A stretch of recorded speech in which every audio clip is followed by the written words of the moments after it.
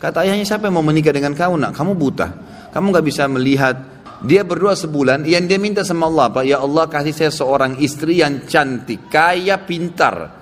Sabar, nikmatin prosesnya, gitu kan? Allah tuh maha dengar, maha tahu, dan Allah akan memberikan pada saat antum sabar sampai titik klimaks daripada doa itu, maksimal titiknya, maka Allah akan berikan luar biasa. Allahu Akbar, Allahu Akbar.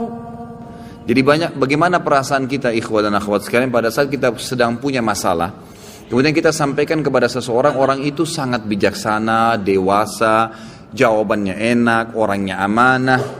Lalu pada saat dia kasih kita jawaban, kita merasa dapat solusi. Kira-kira bagaimana perasaan antum? Senang dengan orang itu. Baik, setiap punya masalah kembali gak ke orang yang sama? Kembali.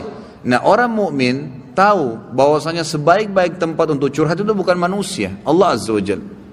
Para ulama salaf kita itu selalu kembali kepada Allah Subhanahu wa taala. Apa saja. Pernah saya sebutkan riwayat Bukhari menjelaskan bahwasanya para sahabat itu kalau sendal mereka putus, mereka mengangkat tangan ke langit mengatakan, ya Allah, sendal saya putus gantikanlah.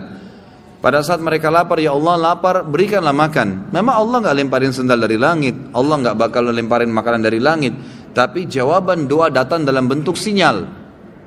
Antum bilang, ya Allah sembuhin saya, Allah enggak lemparin obat dari langit, tapi Allah nanti akan memberikan jalan keluar. Antum bisa konsultasi sama dokter, cocok konsultasinya, resepnya cocok, sembuh. Allah jadikan dokter dan obat itu perantara atau penyebab antum jadi sembuh, gitu kan?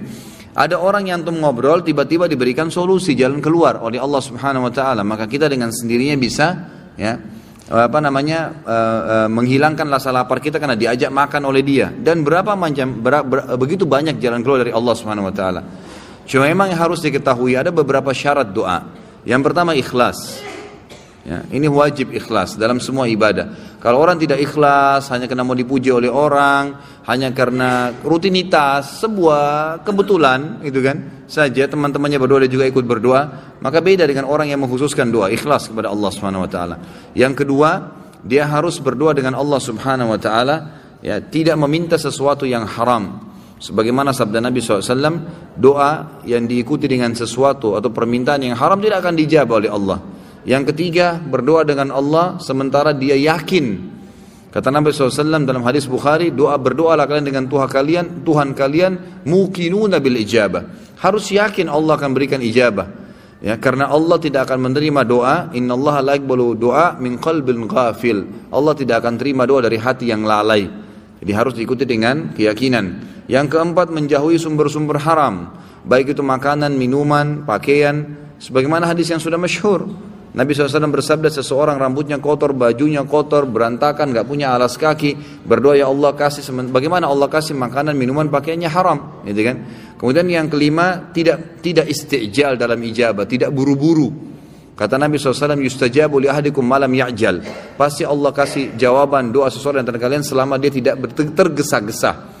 Kata para sahabat, wa kaifa ya'jal ya Rasulullah, bagaimana cirinya orang yang tergesa-gesa? Kata Nabi SAW, yaqulu da'autu walam yustajabu li fatarakat doa. Dia bilang, saya sudah berdoa, tapi Allah belum kasih, lalu dia tinggalkan doa. Sementara doa itu punya batas, sesuai dengan kadar bobot doanya. Misal, antum hanya sekedar lagi jalan, keluar dari rumah menuju ke satu tempat, antum mengatakan, ya Allah mudahkanlah. Doa yang ringan, memang kebetulan antum lagi jalan ke situ, Allah mudahkan, selesai, diijabah langsung pada saat itu kan. Ada doa yang bobotnya lebih berat. Istrinya misalnya dia baru nikah, dia belum tahu dia mandul atau istrinya mandul, lalu dia berdoa, ya Allah berikan saya anak. Mungkin dalam kondisi istrinya mandul atau dia mandul, Allah Subhanahu wa taala meletakkan orang ini kalau mau dikasih anak berdoa setahun misalnya, sebulan misalnya. Ada orang baru 2 minggu berdoa berhenti, maka dia dapat pahala tapi enggak dapat targetnya.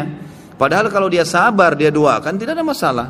Nanti akan kita lebih banyak bahas itu di aulia. Di sini ada nanti bahasan khusus untuk wali-wali Allah dan wali-wali syaitan. Akan banyak contoh-contoh di mana para orang-orang soleh dulu berdoa kepada Allah SWT dan diijabah oleh Allah, gitu kan? Tadi Nabi Zakaria berdoa 70 tahun baru Allah kasih.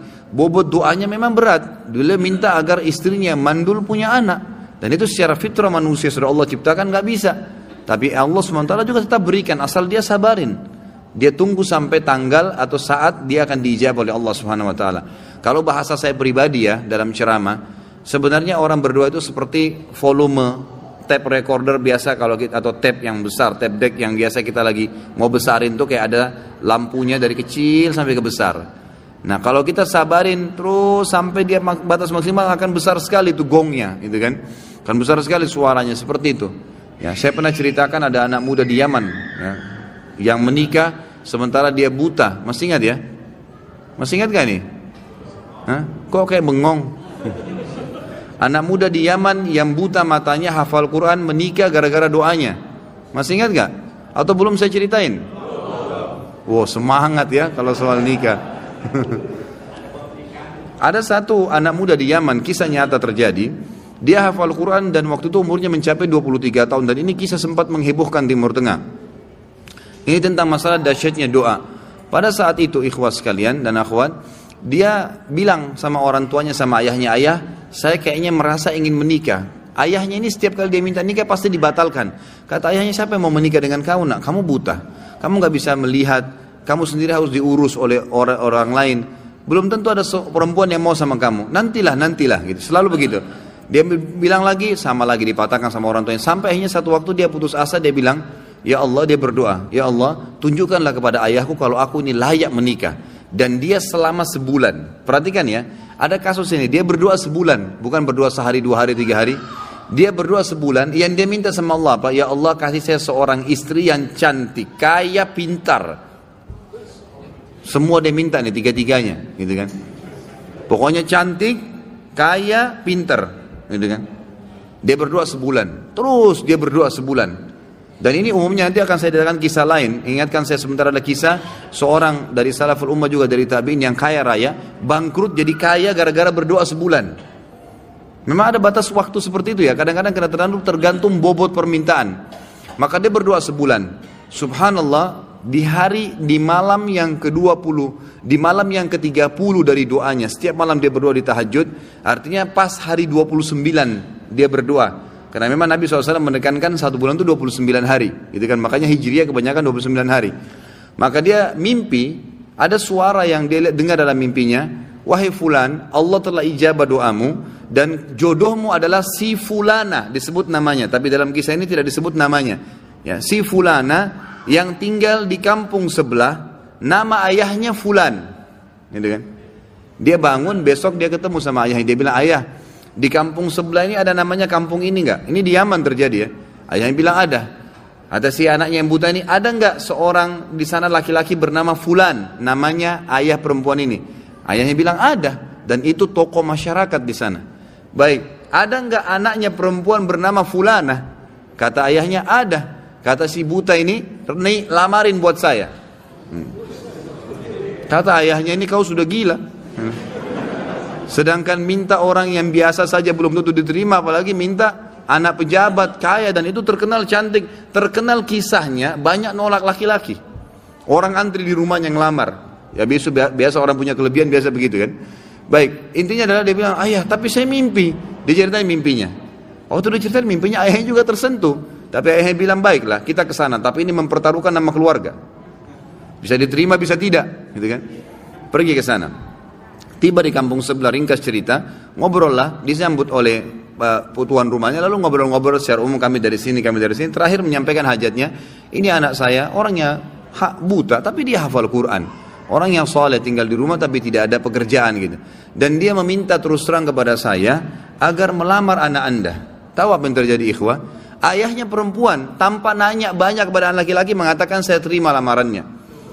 Ditanya sama ayahnya si laki-laki ini, sama si laki-laki juga, ayahnya terutama yang tanya, kok kenapa anda langsung menerima, belum tanya anak saya, belum tanya kegiatan sehari-harinya apa? Kata ayahnya ini, yang calon mertuanya, saya tadi malam mimpi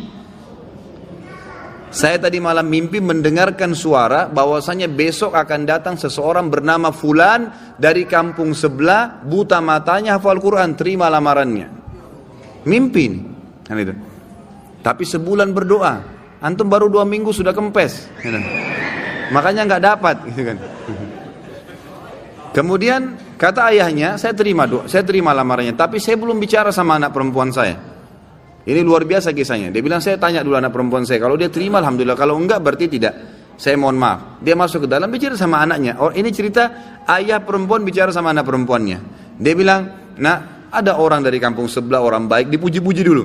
Ini, hafal Quran tapi buta matanya. Ingin melamar kamu nak. Namanya si Fulan.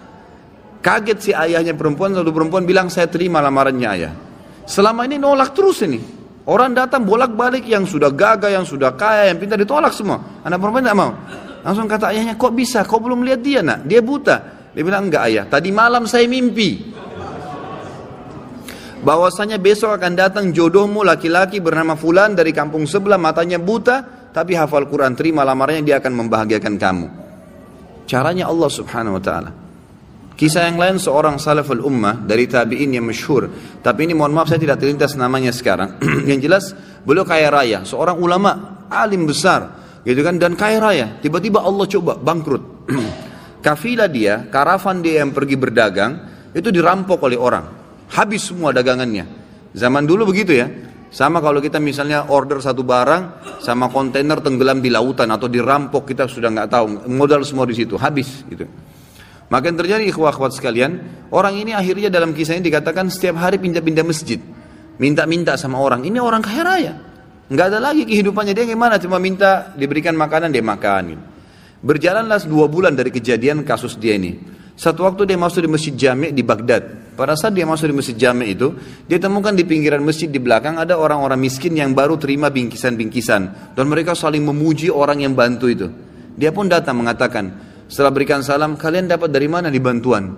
Kata mereka serentak, itu tuh yang duduk di depan tuh, dekat mihrab. Itu orang yang duduk, yang kamu lihat sana tinggal sendirian. Memang habis sholat sudah bubar, tinggal orang itu sendirian. Kalau kau punya hajat, sampaikan sama dia tidak pernah nolak hajat orang.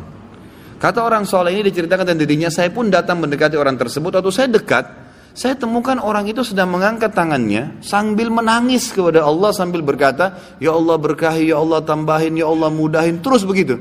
Lalu tiba-tiba dia bilang, saya seperti disiramin hati saya dengan keimanan oleh Allah subhanahu wa ta'ala. Saya bilang, orang kaya ini pun yang banyak bantu orang, minta kepada siapa? Kepada Allah. Ngapain saya minta sama dia? Setelah itu dia bilang, saya berdoa selama sebulan. Ini dia sendiri cerita. Selama sebulan saya berdoa non-stop, maka Allah mengembalikan semua kekayaan saya, bahkan lebih daripada sebelumnya. Jadi memang dalam doa ikhwas ada rate-nya, gitu kan? Jangan 1-2 hari berhenti, tidak boleh istijal. Sabar, nikmatin prosesnya, gitu kan? Allah tuh maha dengar, maha tahu, dan Allah akan memberikan pada saat antum sabar sampai titik klimaks daripada doa itu, maksimal titiknya, maka Allah akan berikan luar biasa, gitu kan? Ada cobaan datang, ada doa yang antum sampaikan belum diijabah, tetap saja terus berdoa. Nabi